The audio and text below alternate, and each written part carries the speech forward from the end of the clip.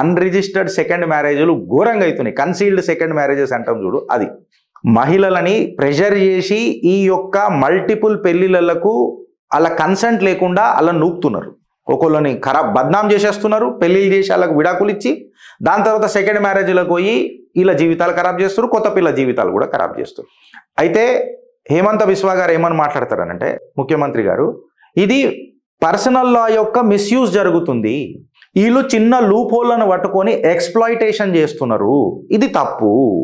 ఎవరైతే ఇప్పటిదాకా ఇట్లా వదిలేసిన మహిళలు ఉన్నారో, పెళ్లిళ్ళు చేసుకొని వాళ్ళని వదిలేశాలని పాపం రోడ్ల మీద బతుకురిగా మీరు మీ జీవితాలతో మాకు సంబంధం లేదని చెప్తారు చూడు, దానికి కంప్లీట్గా ఒక లీగల్ రెమెడీస్ కూడా ఈ యొక్క మహిళలకు, ఈ బాధిత మహిళలకు కూడా ఈ చట్టం ప్రొవైడ్ చేస్తుందని చెప్తున్నారు. ఎవడన్నా దీన్ని ఉల్లంఘిస్తే 10 సంవత్సరాల కఠిన కారాగార శిక్ష, ఇంప్రిజన్మెంట్. అగర్ ఎవడన్నా మళ్ళీ రిపీట్ చేసిండు అనుకో, జైలుకి బయటకు వస్తే డబుల్ పనిష్మెంట్ అంట. సూపర్ కదా మనోడు. ఎవడైతే కాజీలు, క్లర్కులు, మౌలానాలు చేస్తారు చూడు ఇల్లీగల్ మ్యారేజెస్, వాళ్ళకు కూడా 2 సంవత్సరాల జైలు శిక్ష, 1.5 lakh రూపీ ఫైను.